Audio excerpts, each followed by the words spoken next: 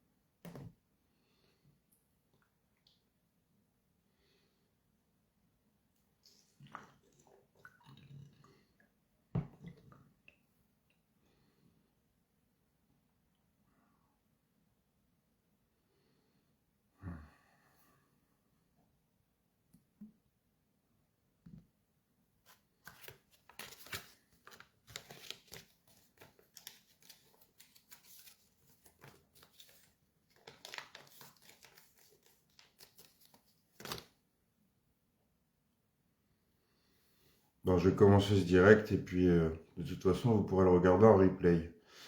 Donc, bonjour à toutes et à tous. Aujourd'hui, je veux parler de ce sujet ô combien essentiel en France et à l'international, de ce que peut être et de ce qui est bien trop souvent l'institution policière et de nombreux, oui, je ne dis pas une minorité, je dis bien de nombreux agents qui la composent euh, peuvent exercer en termes de violence psychologique, verbale, physique, administrative, un phénomène beaucoup trop répandu, beaucoup trop banalisé, beaucoup trop accepté par une grande partie de la population.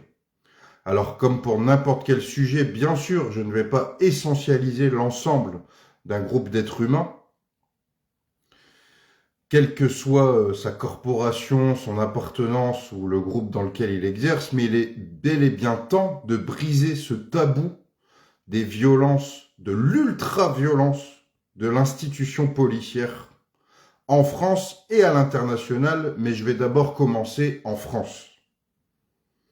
Je tiens à rappeler, alors la violence policière a toujours existé, en particulier sur les personnes les plus précaires, issues des quartiers populaires, mais aussi sur les mouvements de contestation sociale, et aussi de manière parfaitement arbitraire, sur un simple délit de faciès ou sur un simple « tu n'étais pas au bon endroit au bon moment, tu as croisé notre route et ça t'a été fatal et ta vie est brisée ».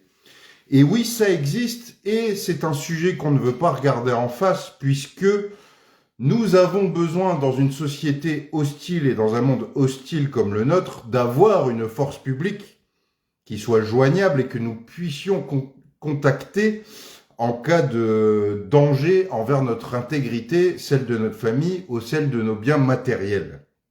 Et donc, on a cette croyance, effectivement, que cette institution et que ceux qui la composent sont là uniquement pour notre protection et qu'ils ne sont pas là, bien sûr, pour nous violenter, pour nous tenir à l'écart ou pour nous violenter, pour nous réprimer ou pour nous attaquer gratuitement.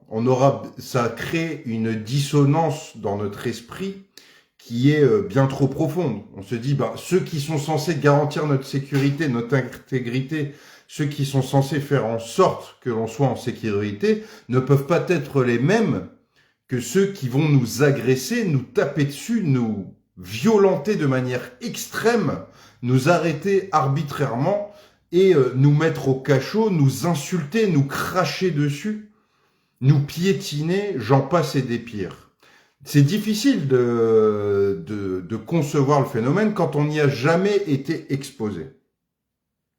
Et donc aujourd'hui, je veux parler, puisque l'affaire est refait surface 7 ans après les faits, 7 ans après les faits, alors qu'elle aurait dû être jugée immédiatement, et il y aurait dû avoir une réaction immédiatement, aussi bien de la part de la population que de n'importe quel organisme en charge justement de ces affaires. Il y aurait dû avoir une réaction immédiate face à un tel niveau de barbarie et de violence envers Angelina.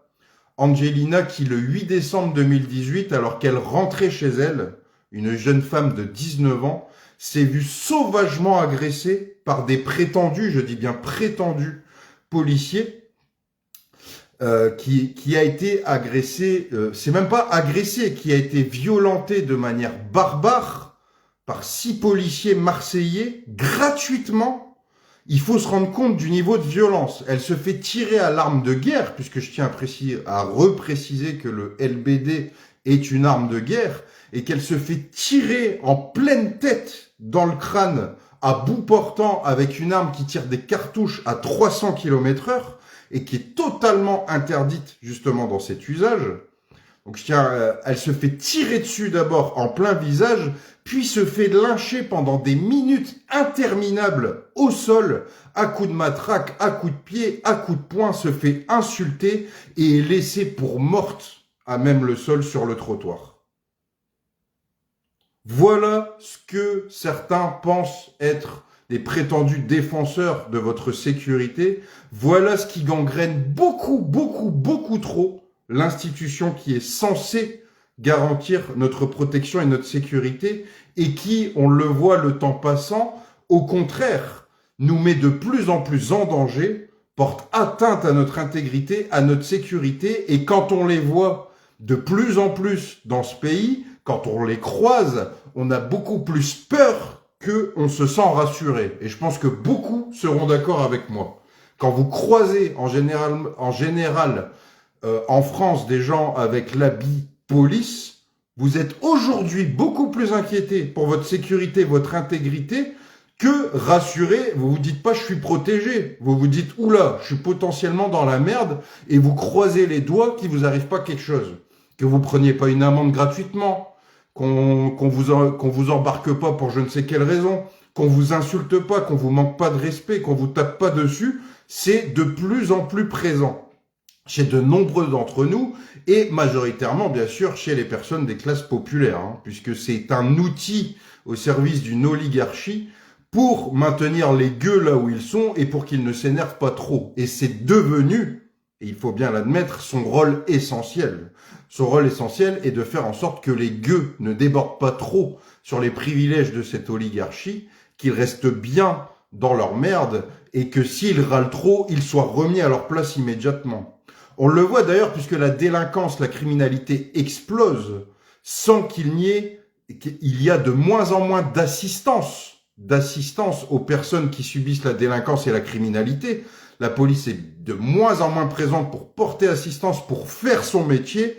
Et par contre, quand vous êtes dans un mouvement de contestation, quel qu'il soit, ou quand vous remettez en cause de manière trop virulente ou trop ardemment un problème de société, là ils sont beaucoup plus réactifs, beaucoup plus nombreux et beaucoup plus répressifs qu'envers n'importe quel phénomène de criminalité. Donc on voit bien que le rôle et la mission de cette institution et de ceux qui la composent, c'est complètement retourné avec le temps et qu'ils ne sont plus là pour assurer la sécurité et la protection des citoyens, mais bel et bien pour assurer la protection et la sécurité de ceux qui leur donnent des ordres. Aujourd'hui, c'est la jungle dehors. Vous pouvez vous faire planter à n'importe quel coin de rue et vous faire agresser à n'importe quel coin de rue, et sans qu'il y ait de réaction de ces derniers.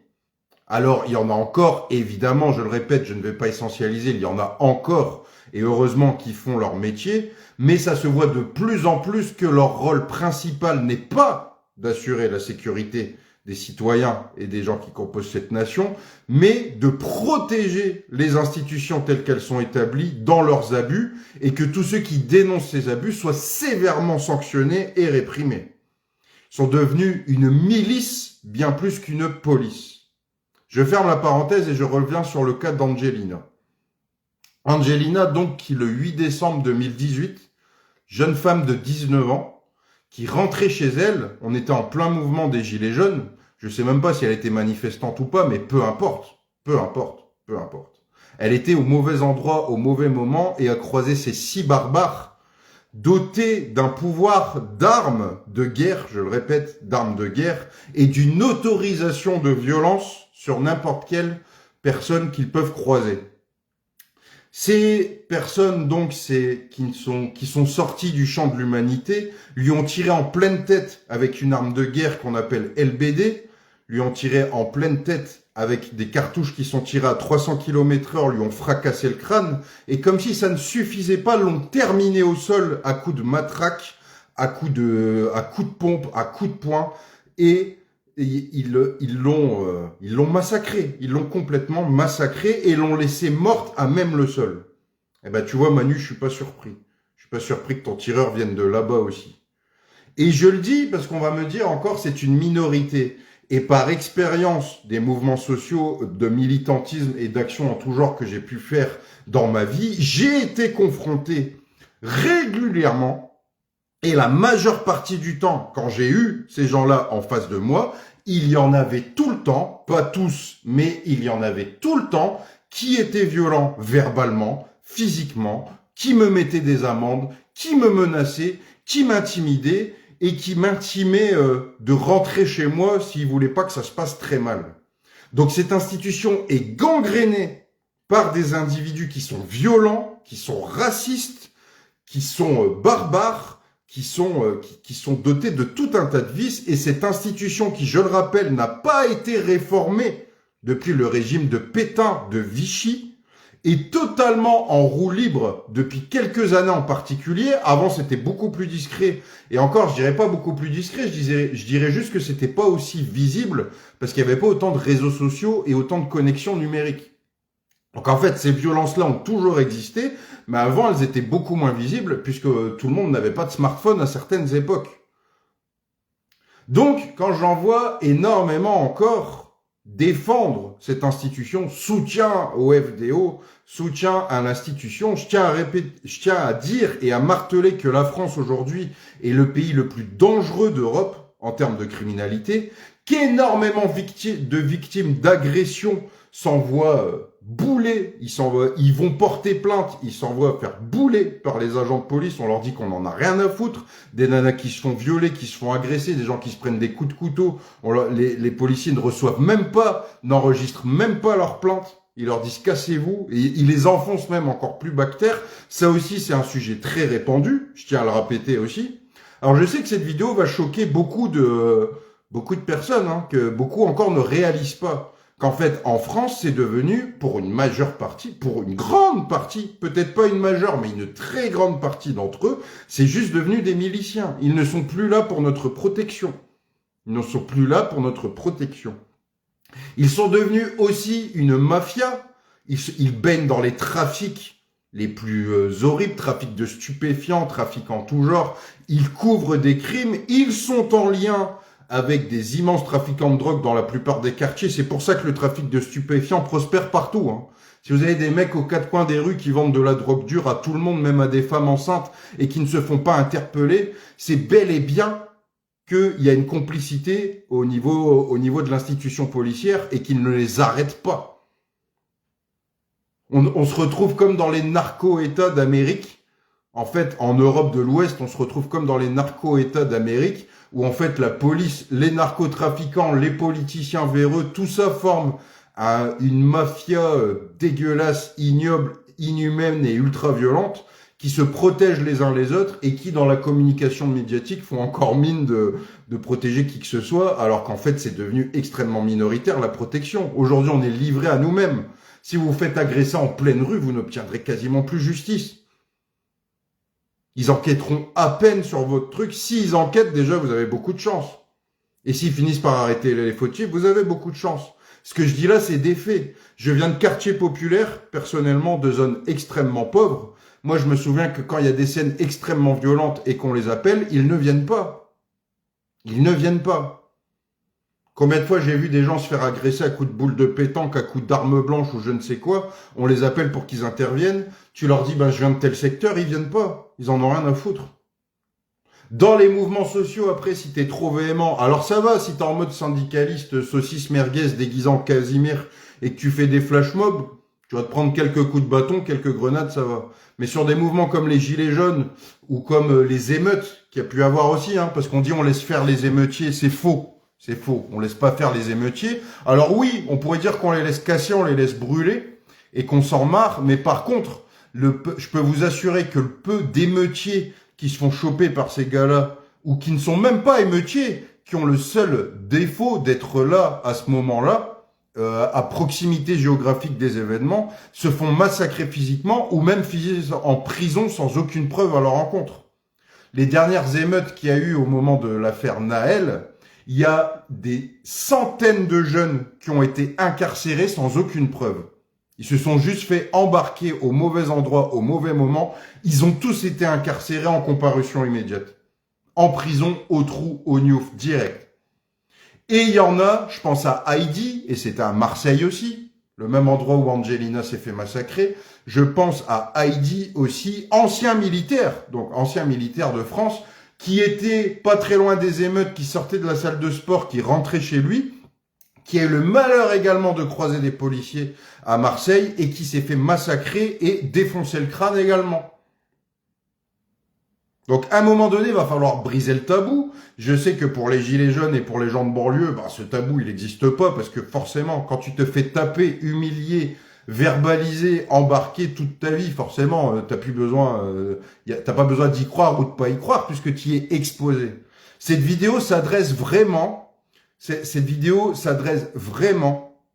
à tous ceux qui pensent encore que cette institution est là pour notre protection. Alors oui, très minoritairement, et pour quand même avoir encore un minimum de crédibilité et de légitimité, cette institution fait quand même, on va dire, un peu le travail minimum pour ressembler encore à une police. Mais comme toutes les autres institutions, aujourd'hui, elle est complètement dévoyée, complètement retournée et est devenue le contraire de ce qu'elle est censée incarner. Est-ce qu'on peut se rendre compte, est-ce qu'on peut se mettre une seconde à la place d'Angelina? Elle n'est pas militante, elle n'est pas militante ou quoi que ce soit. Elle n'est même pas dans une opposition au pouvoir. Parce que dans une opposition au pouvoir, on pourrait se dire presque, entre guillemets, c'est le jeu. Tu t'opposes à un pouvoir politique oligarchique, tu te fais violenter, entre guillemets, c'est le jeu, même si c'est pas normal. Mais là, on parle d'une jeune femme qui rentre chez elle et qui se fait agresser et violenter par des barbares qui sont censés garantir sa sécurité. Une jeune femme qui rentre le soir chez elle, elle est censée être protégée par ces individus-là. Elle n'est pas censée se faire massacrer par eux et laisser pour morte pour un trottoir. Est-ce qu'on peut se rendre compte de la violence qu'elle aujourd'hui et le traumatisme qu'elle va porter toute sa vie? Alors je le dis parce que je suis l'un des plus grands pacifistes qui existent, j'ai que de l'amour dans mon cœur. Mais à un moment, et je n'ai pas la haine, c'est une colère saine que j'exprime. C'est une colère saine que j'exprime. Nous devons, dans le prochain paradigme, et c'est pas le seul sujet à traiter, tous les sujets sont à traiter, et c'est tout le paradigme qu'il faut changer, bien évidemment, mais ce sujet de l'institution policière, il est central. Il est central. Parce que justement, en plus, c'est une institution qui sert sa mission première et que le paradigme ne change pas. Que le paradigme dans lequel nous vivons, ce paradigme de merde, ne change pas. Leur mission première, c'est de maintenir ce statu quo et que le paradigme reste tel qu'il est et que toute tentative de faire émerger quelque chose d'autre soit étouffée, réprimée violemment. C'est ça l'objectif premier aujourd'hui de l'institution policière. En France et dans le monde. Et je parlais d'Angelina et je parlais d'Heidi et on a eu Manu aussi dans les commentaires qui s'est fait éborgner gratuitement. J'y étais ce jour-là, pas très loin de lui. Je me souviens parfaitement de cette scène où il était juste là en train de discuter tranquillement, les images parlent d'elles-mêmes, et où là, il se prend une grenade en pleine tête et où il se trouve éborgné. Et où encore aujourd'hui, c'est arrivé en 2019, et aujourd'hui, l'affaire n'est toujours pas traitée également. Et je pense aux milliers de gilets jaunes et d'habitants de quartiers populaires, je pense aux deux, et à tous ceux aussi qui n'étaient pas là au bon endroit au bon moment, et à tous ceux qui ont subi l'ignominie et la violence de cette institution, dans leur chair, dans leur esprit, dans leur corps, dans leur portefeuille. Combien de personnes ont eu des milliers d'euros d'amende juste parce qu'ils étaient pas là au bon endroit au bon moment et qu'on avait envie de leur dresser des amendes? Convoi de la liberté, gilets jaunes. Même moi, quand je me balade à Paris, je suis très connu comme militant. Si j'ai le malheur de me rapprocher de certains monuments ou de certains endroits de pouvoir, les policiers vont me reconnaître, ils vont me mettre 135 € d'amende. Est-ce que c'est normal ça? Je me balade dans la rue, même si je suis pas en mode militant, que je suis juste là en train de me balader, je vais me prendre 135 € d'amende. À un moment donné, oui, la majeure partie des citoyens, ils s'en foutent parce qu'ils sont dans la logique travailler, consommer et basta. Et distraction. Je travaille, je consomme, je me distrais. La semaine, je bosse. Le week-end, je me divertis, je sors avec les potes, je fais la fête, etc. Et tout ce qui est sujet, on va dire, politique, mouvements sociaux, enfin tous les sujets, on va dire, de société, ils s'en foutent, ils y restent loin. Donc eux sont très peu exposés à cette violence. Même s'il y en a, comme je le disais, qui peuvent la subir et de plus en plus gratuitement également. Oui, merci Eric. Je pense aussi à Steve, qui lui était tout simplement en train de danser sur les quais de la Loire à Nantes et qui est mort noyé suite à une charge policière. Et que le commandant qui a ordonné cette charge policière s'est retrouvé avec une promotion et gradé.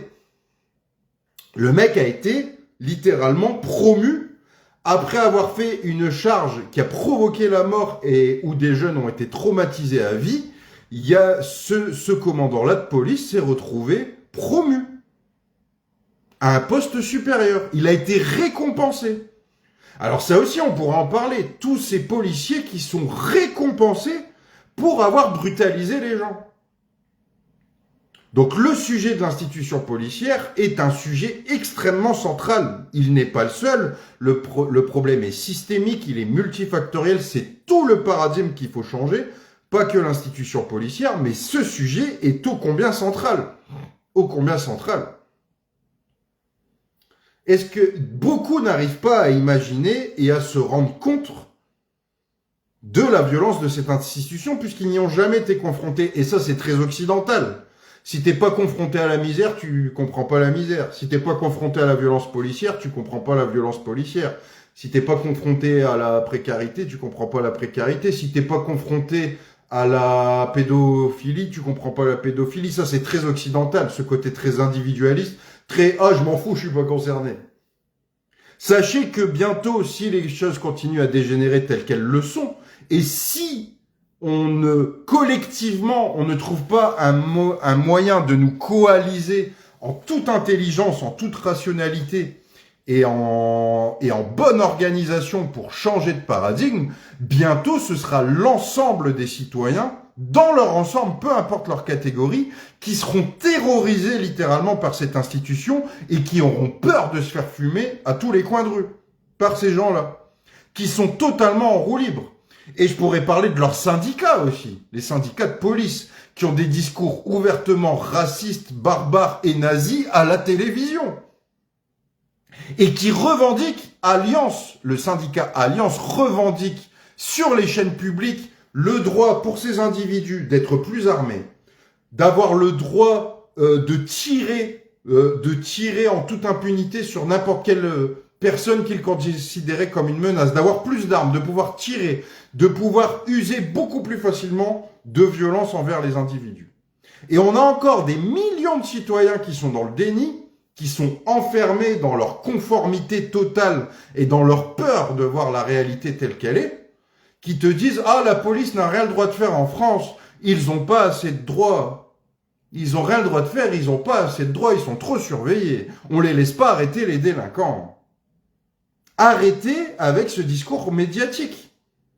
La police est en roue libre et a tous les droits. Et si elle n'arrête pas tout un tas de délinquants, c'est parce qu'elle n'en a pas les ordres et parce que pour beaucoup d'entre eux, elle n'en a pas l'envie.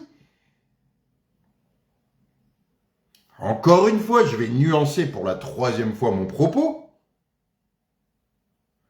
Il y en a dans la police criminelle, dans la police judiciaire, dans la police même conventionnelle, il y en a encore qui sont vraiment animés par un désir et par une mission réellement de service public et de garantir la paix et la sécurité dans la société. Heureusement, sinon ce serait déjà la folie la plus terrifiante. Mais il y en a encore qui font leur boulot, qui arrêtent des criminels, des assassins, etc. Il y en a encore, ça existe encore. Je ne vais pas essentialiser aucun groupe d'humains, que ce soit dans la police ou n'importe quel groupe d'êtres humains en général, peu importe le corpus ou l'appartenance dans laquelle ils sont, mais je suis là pour sonner cette tirette d'alarme parce que le cas Angelina est en train d'être déterré et que c'est un cas ô combien qui devrait alarmer et inquiéter l'ensemble de la population française. Bordel. Comment se fait-il qu'on puisse accepter qu'une nana de 19 ans qui rentre chez elle se fasse fracasser à coups d'armes létales et laissée pour morte par des policiers sur un trottoir? Et beaucoup me diront, je suis pas au courant. Mais ils sont pas au courant parce qu'ils s'informent et ils ne s'intéressent à rien. À part leur frigo, leur estomac, leur petit microcosme familial, tout ce qui est autour, tout ce qui concerne la société, ils en ont rien à foutre. Tant que moi ça va, le monde va. Il est temps quand même de sortir un peu de son microcosme et de s'intéresser au monde qui nous entoure. Bien sûr que son bien-être personnel et celui de sa famille est quelque chose de primordial, et bien sûr même que ça passe en premier. Mais se couper totalement des réalités extérieures, et notamment de celle-ci, mais c'est juste pas possible. C'est juste pas possible de se couper totalement de la réalité à l'extérieur, avec toutes les horreurs qu'on voit. Et là, c'en est un exemple. Et maintenant, je vais finir cette vidéo sur une dimension internationale, parce que ce problème ne concerne pas que la France. La violence de l'institution policière, ça existe partout dans le monde, à des degrés différents, mais le but, aujourd'hui au XXIe siècle, de l'institution policière dans tous les pays du monde, est sensiblement la même. Maintenir un paradigme hors sol, insoutenable, non durable, qui profite à une minorité d'individus et qui écrase la majorité des autres, c'est le rôle principal de l'institution policière aujourd'hui dans le monde. Et ça, c'est partout. Aujourd'hui, on voit la jeunesse marocaine se soulever, et pour beaucoup d'entre eux, être surpris aussi. Parce que oui, ils étaient, comme beaucoup de Français et beaucoup d'autres, dans le paradigme « je mange, je consomme, je me distrais le week-end et je m'en fous de la société et du monde tel qu'il est ». Là, ils se rendent compte qu'ils sont en train de crever à l'hôpital, qu'ils n'ont pas accès à la santé, qu'ils n'ont pas accès à tout un tas à la dignité, etc. Ils décident d'aller dans la rue pour se manifester et pour dire que c'est pas normal, et ils se font massacrer. Et ils disent, putain, merde, ben, ils sont censés nous protéger, eux. Pourquoi ils nous embarquent? Pourquoi ils nous tapent dessus? Pourquoi ils nous foncent dessus en camionnette? Et c'est tout le temps ça, cette naïveté profonde, c'est que tant que t'as pas été touché dans ta chair et dans ton esprit par une injustice ou par quelque chose de très très glauque, après seulement tu te mets en mouvement, tu te fais violenter par l'institution qui est censée te protéger, et là t'es surpris. Il va falloir arrêter d'être surpris, et va falloir arrêter aussi d'attendre d'être personnellement touché par un phénomène pour en prendre conscience de ce phénomène. Le jour où vous pourrez éborgner ou mettre en prison, ou violenter, ou insulter, ou cracher dessus, ou mettre une amende, ou placer en garde à vue de manière totalement arbitraire alors que vous aurez rien fait, faudra pas être surpris. Parce que vous n'aurez pas été surpris que ça arrive à des millions d'autres. En France et partout dans le monde. Donc, je finirai cette vidéo pour les policiers qui me surveillent ô combien de près depuis très longtemps. Moi, actuellement, parce que justement, j'ai fait une vidéo il y a quelques mois, pour ceux qui l'ont vu, beaucoup l'ont vu, où j'ai dit que je prenais de la distance avec les mouvements sociaux pour tout un tas de raisons qui me sont propres, des raisons de santé psychologique, physique et aussi pour des raisons où j'agis et j'exerce et j'œuvre dans des dimensions qui sont beaucoup plus élevées aujourd'hui pour faire changer les choses, avec le projet New World Together notamment. Mais ce dernier message s'adressera à la police. Sachez que ces abus que vous faites, et vous pensez être protégé justement par votre insigne, par le mandat qui vous est confié, et par l'uniforme, etc., vous êtes, c'est vrai, il est vrai, vous êtes quasiment intouchable aujourd'hui. Vous pouvez faire les pires barbaries, les pires dingueries, et il vous arrive rien. Du coup, vous êtes totalement en roue libre, c'est logique. Mais sachez que tout ce que vous faites envers la population, et je parle vraiment à ceux qui ne font pas leur job, hein. Je parle vraiment de ceux qui ne font pas leur job. Je parle évidemment que je ne cite pas ceux qui sont dans une réelle mission de police. Je m'adresse vraiment à eux. Sachez que ce que vous faites sur les autres, déjà il y a deux choses. C'est que le vent peut vite tourner à plein de niveaux. C'est vous, potentiellement plus tard, et c'est juste ce qu'on appelle un retour karmique, un retour de manivelle, c'est vous qui pouvez vous retrouver à terme violenté et encore 1000 fois plus que ce que vous aurez fait. Parce qu'en fait, du coup, le fait de maintenir sous cloche toute cette colère sociale, toute cette frustration qui a besoin de s'exprimer dans l'espace public, aussi irrationnelle soit-elle, elle a besoin de s'exprimer. Donc le fait de maintenir sous cloche cette colère, cette frustration de plus en plus grandissante dans de nombreuses couches de la population, le fait de la maintenir sous cloche à coups de matraque, à coups de LBD, à coups de garde à vue, à coups d'insultes, de pression psychologique et de menaces, forcément, à terme, ça va se retourner contre vous. Parce que vous pourrez pas contenir et maintenir cette colère ad vitam aeternam. C'est pas possible. Vous avez énormément de moyens, vous êtes extrêmement puissant. On n'est plus en mai 68 ni dans les années 90.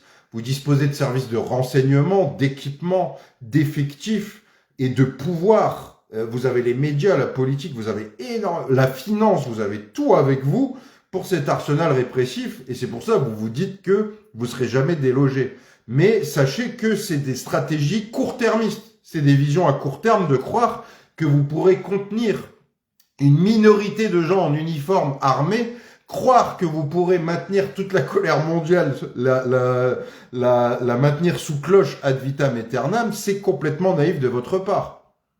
C'est complètement naïf de votre part, et un jour, ça va vous exploser à la gueule. Et d'ailleurs, vous le voyez bien, vous êtes de plus en plus soumis à des violences arbitraires, vous aussi, et gratuites. Même si vous avez rien fait, vous vous faites agresser, cracher dessus et violenter de plus en plus. Et derrière, vous en plaignez, vous faites les victimes, et vous réclamez le droit d'être plus violent encore. C'est un cercle vicieux qui ne vous servira pas. Il vous faut une profonde remise en question à l'intérieur de vous-même et dans l'institution dans laquelle vous exercez. Et que vous prétendez exercer le métier de policier. Mais je le dis pour grand nombre d'entre vous, vous ne portez que le nom de policier, mais vous n'êtes plus les policiers. Et un de ces quatre, vous aurez un retour de flamme. Si vous continuez dans cette direction, mais c'est pas inéluctable. Personnellement, je ne le souhaite pas personnellement, mais je comprends ceux qui le souhaitent. Je le comprends. Je ne suis pas animé parce que moi-même j'ai subi les violences policières sous toutes leurs formes, judiciaires également, médiatiques également, mais je ne suis pas dans un esprit de revanche, j'essaye de me mettre au-dessus de ça. J'essaye encore de me dire que en communiquant, on va pouvoir de chaque côté avoir une profonde remise en question, profonde expansion de nos consciences individuelles et collectives, et pouvoir collectivement justement arriver sur un autre paradigme où ce sera pas la violence, la haine et la répression qui fera foi, mais bien l'harmonie, l'unicité, la bonne intelligence, et qu'on remette les choses à l'endroit. Je veux encore y croire dans une pensée métaphysique, spirituelle, intellectuelle, mais si c'est pas le cas, arrivera ce qui arrivera, et je verserai pas de larmes.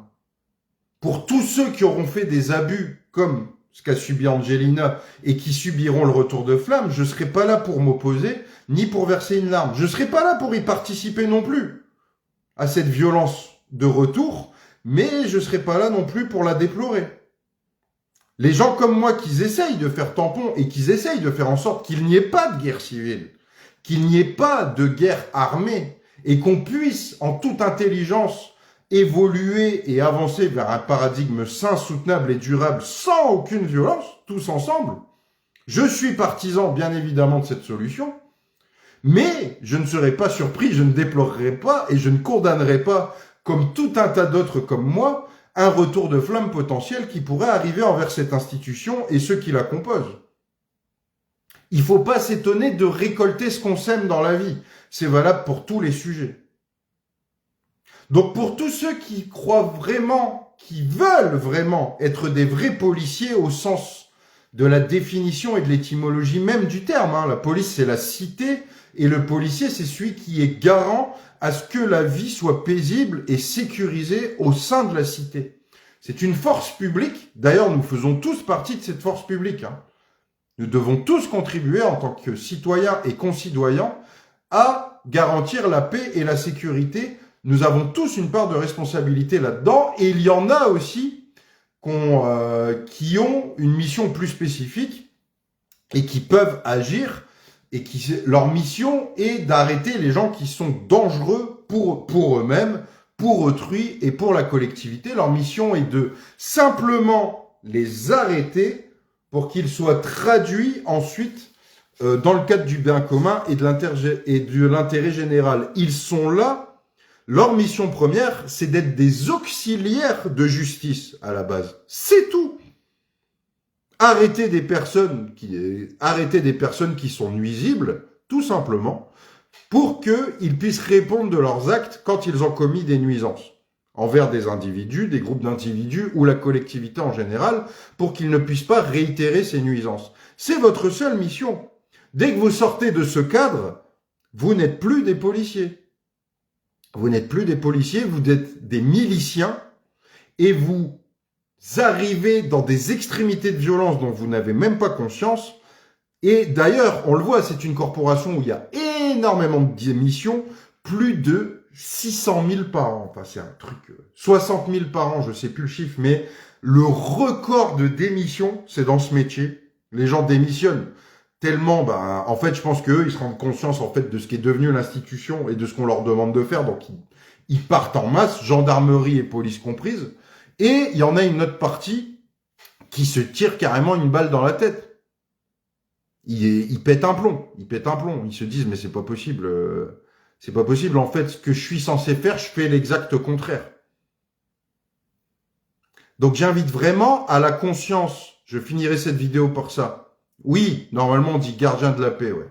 Redevenez des gardiens de la paix au lieu d'être des forces d'un ordre oligarchique complètement psychopathique et hors sol. Redevenez des gardiens de la paix, ouais. C'est le moment plus que jamais parce que on approche de plus en plus d'un point de non-retour. Il n'est pas encore atteint, mais on l'approche, on le voit. Il est encore temps de mettre de la conscience dans ce qu'on fait. Toutes et tous, ce message s'adresse à tous. Donc pour ceux qui n'ont pas encore conscience des phénomènes que je viens d'exposer, c'est le moment de prendre conscience de cette réalité, d'en parler haut et fort et de dire stop, ce n'est pas normal,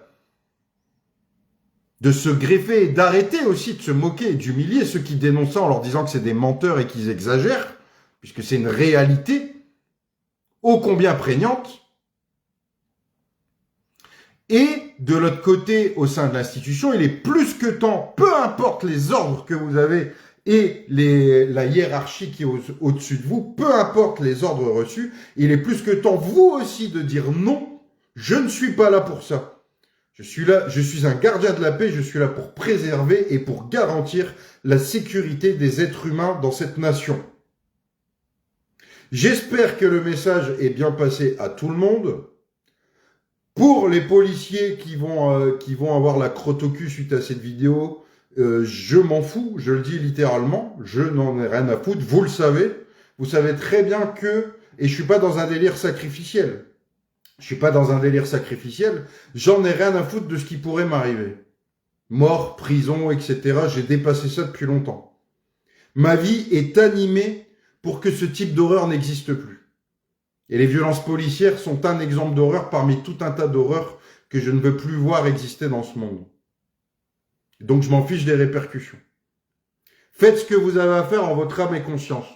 Si vous le faites avec votre inconscient, vous allez que rajouter au karma qui vous frappera un jour ou l'autre. Merci à toutes et à tous, et je vous dis à bientôt pour de nouvelles vidéos et de nouvelles actions en conscience.